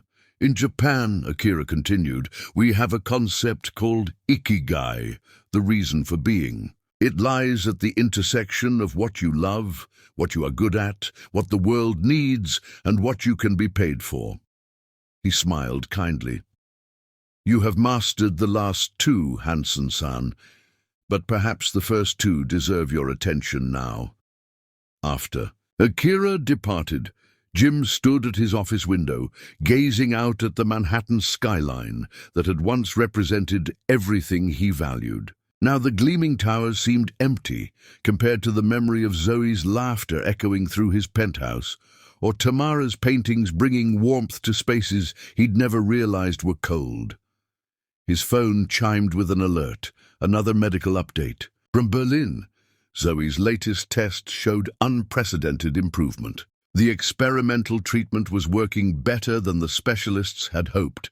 Accompanying the clinical report was a personal note from Dr. Keller, the program director. "Remarkable progress, largely attributable to exceptional emotional support." From Guardian, Miss Exum's dedication has created optimal conditions for recovery. Jim stared at the message, his chest tightening with an emotion he couldn't immediately identify. Pride, certainly.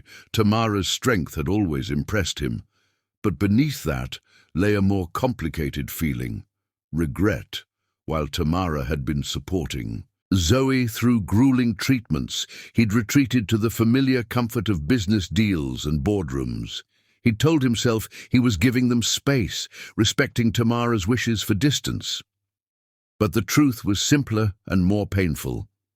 He'd been afraid of the vulnerability that came with loving someone whose life hung in such a delicate balance. Afraid of being needed in ways stock portfolios and corporate acquisitions had never needed him. Afraid, most of all, of finally admitting what he'd known since that night on the balcony, that he loved Tamara and Zoe completely, without reservation or condition. In the grand ballroom of the Waldorf Astoria, hundreds gathered to celebrate the Hansen-Akiyama merger. Champagne flowed freely as financial analysts projected record-breaking profits for the coming year. Jim moved through the crowd on autopilot, shaking hands and accepting congratulations with practiced charm. When he took the podium, the room fell silent in anticipation. "Ladies and gentlemen," he began, following the prepared script, "today marks the successful culmination of the largest tech merger in history. Hansen-Akiyama Technologies represents not just a business partnership, but a new paradigm in global innovation." The words felt empty as he spoke them. Jim paused, looking out at the sea of expectant faces. In the front row, Midori Akiyama watched him with knowing eyes, her husband beside her nodding encouragement. "But success," he continued, deviating from his notes, "is meaningless without purpose. For years, I measured achievement in acquisitions and market share. I believed vulnerability was weakness and control was strength." A murmur of surprise rippled through the audience. This was not the calculating CEO they had come to expect. "I was wrong," Jim said simply. "The most valuable lesson of this partnership came not from business strategy, but from understanding that true connection, whether between companies or people, requires genuine vulnerability. The willingness to risk being hurt in order to create something meaningful." His gaze found Akira, who nodded with quiet approval. "So while I'm proud of what we've built professionally, I find myself re-evaluating what truly constitutes success." Jim straightened his shoulders, making a decision that would change everything. "And if you'll excuse me, I believe I have a plane to catch." Without further explanation, Jim stepped away from the podium, leaving the stunned audience behind as he walked directly to the exit. For the first time in his career, Jim Hansen was walking away from a business triumph to pursue something far more valuable and far more terrifying than any merger. He was pursuing love, whatever the cost. Chapter 10. Worth More Than Worlds. Berlin in autumn was a city of golden light and crisp air. Jim stood outside the Kaiser Institute, heart pounding as he stared up at the imposing medical facility. After walking out of his own merger celebration, 3 days ago, he'd flown directly to Germany without notifying Tamara. Now, uncertainty gripped him as he wondered if he'd made a terrible mistake. What if she didn't want him here? What if the distance of the past months had been her way of moving on? A familiar laugh caught his attention. Turning toward the Institute's garden, he saw Zoe sitting on a bench, her color remarkably improved as she fed birds with an elderly patient. The sight of her, healthy, smiling, vibrant, made his throat tighten with emotion. Jim approached slowly, not wanting to startle her. "Excuse me, Miss Zoe, is this seat taken?" The little girl looked up, her eyes widening in disbelief before she launched herself into his arms with a squeal of delight. "Jim, you came! You really came!" He caught her easily, surprised by how natural it felt to hold her close, how deeply he'd missed her exuberant affection. "I promised I would, didn't I?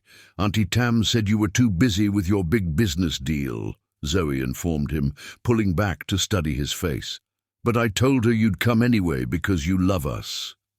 The simple certainty in her voice humbled him.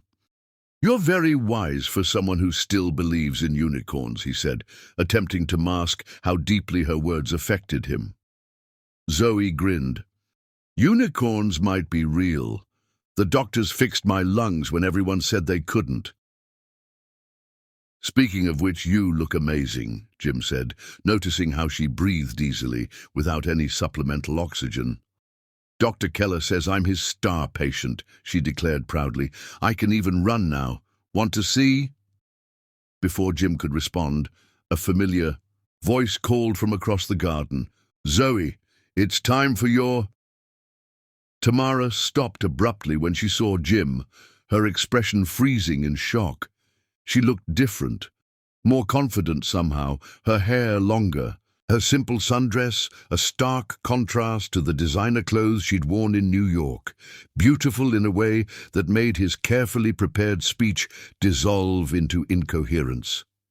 "Jim?" she whispered, as if not quite believing her eyes. He stood, suddenly, awkward despite rehearsing this moment for the entire flight. "Hello, Tamara. What are you doing here?" The question held no anger, only genuine confusion. "I walked out of the merger celebration," he said simply. "Left everyone staring. Harrison, the board, the press. I realized I was in the wrong place." Tamara's eyes widened. "But the merger is fine," he assured her. "The contracts are signed. The business will thrive." He stepped closer, gathering his courage. "But I wasn't fine. Not without you. Not without Zoe." Something in her expression softened, but she remained cautious. "Jim, we talked about this. Your life is in New York, running your company." "No," he said firmly. "My life is wherever you and Zoe are. The company is just buildings and contracts. It took me too long to understand the difference." Tamara's expression remained guarded, though her eyes betrayed a flicker of hope. "What exactly are you saying?" Jim took a deep breath. "I'm saying I was wrong. About everything that matters. I spent my life building walls to protect myself from pain, measuring success in acquisitions rather than connections." He glanced at Zoe, who watched them with unabashed interest. "And then you two crashed into my ordered world and showed me how empty it really was." "Jim, please, let me finish," he insisted gently. "I need to say this." He moved closer, close enough to see the flecks of amber in her eyes that had captivated him from the first night. "You asked me once to say the words my heart was holding back. I couldn't then. I can now." His voice lowered, intimate despite their public setting. "I love you, Tamara. Not falling in love completely, terrifyingly in love. And I love Zoe as if she were my own." Tears gathered in Tamara's eyes, but she made no move toward him. "What about Hanson Tech? Your life's work?" "I've stepped down. As CEO," he revealed, the decision still fresh enough to send a tremor through him. "Marcus is taking over day-to-day operations with the board's oversight." "You reconciled with your brother?" Disbelief colored her voice. Jim nodded, a weight visibly lifted from his shoulders. "Another lesson you taught me. Some wounds are worth healing, even when it seems impossible." He reached for her hand, relief washing through him when she didn't pull away. "I've established a new foundation focused on children's medical research and art therapy programs. If you'll have me, I'd like you to run it, your vision, your passion, just with my resources behind you." "And if I say no," Tamara challenged, though her fingers tightened around his, "then I'll follow you wherever you go," he said without hesitation. "I've restructured my life to prioritize what truly matters. You and Zoe. Us. Together." "He means it, Auntie Tam," Zoe piped up, slipping her small hand into Jim's free one. "His eyes are doing that special thing they only do when he looks at us." A laugh escaped Tamara despite her tears. "What special thing is that, little star?" "They get all soft and warm," Zoe explained matter-of-factly. "Like melted ice cream." Jim felt his cheeks warm at the child's perceptive description. "Out of the mouths of babes," he murmured. Something shifted in Tamara's expression, a final wall coming down, the last hesitation dissolving. You really left everything behind? For us? Not everything, Jim corrected softly. I brought everything that matters with me. He reached into his pocket, retrieving a small velvet box. Including this, if you'll accept it. Tamara's breath caught as he opened the box to reveal not a diamond, but a simple pendant, a miniature origami crane crafted in silver. You left one on my pillow once, she whispered. After our first argument. Jim nodded. In Japan, cranes symbolize hope and healing. I didn't have the words then to apologize properly. His voice grew husky with emotion. I have the words now, Tamara. I love you. I want to build a life with you and Zoe. No contracts, no arrangements. Just us. Figuring it out together. For one heart-stopping moment, Tamara remained perfectly still. Then, with a soft cry that contained all the longing of their months apart, she threw her arms around his neck, her lips finding his, in a kiss that held no hesitation, no boundaries, only the pure, unrestrained passion they'd both been holding. Back, Jim pulled her closer, his arms encircling her waist as he poured every unspoken emotion into the kiss. The world around them faded. The garden, the hospital, everything beyond the perfect rightness of finally holding her, loving her without reservation. When they finally separated, breathless and flushed, Zoe was watching them with delighted approval. Does this mean we're going to be a real family now? She asked hopefully. Tamara looked up at Jim, a question in her eyes despite the love shining through her tears.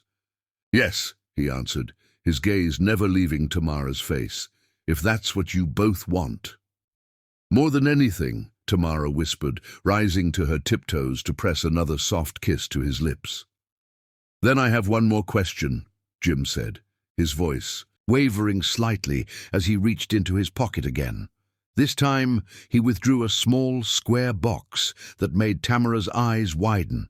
Dropping to one knee before her, he opened it to reveal a ring that somehow managed to be both elegant and understated. Exactly. Her taste. Tamara Exum, he began, his voice steady despite the emotion threatening to overwhelm him. You walked into my life during a storm and showed me that true strength lies in vulnerability, not control. You challenged me, changed me, taught me what matters. Will you marry me? Not because of any contract or arrangement, but because I love you and want to spend the rest of my life proving worthy of your heart. Tears flowed freely down Tamara's cheeks now.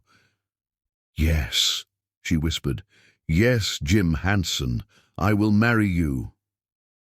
As he slipped the ring onto her finger, Zoe threw her arms around, both of them completing their embrace. Around them, hospital staff and patients who had witnessed the proposal broke into applause, but Jim barely noticed.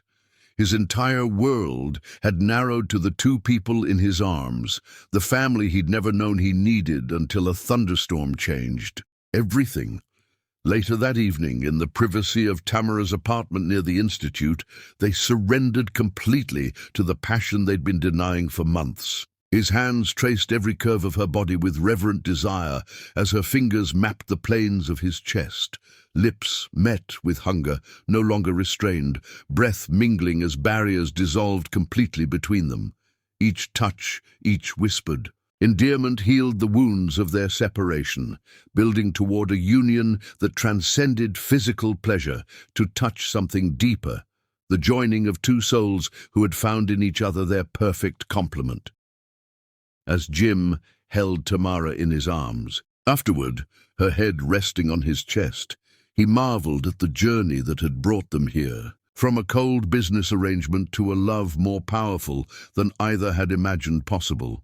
What are you thinking? Tamara murmured, tracing patterns on his skin. That some things truly can't be bought, he replied, pressing a kiss to her forehead.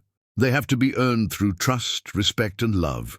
And are they worth it? She asked, a smile in her voice. Jim tilted her face up to his, losing himself in the warmth of her eyes. "Worth more than worlds," he whispered before claiming. Her lips once more, sealing their future with a kiss that promised forever.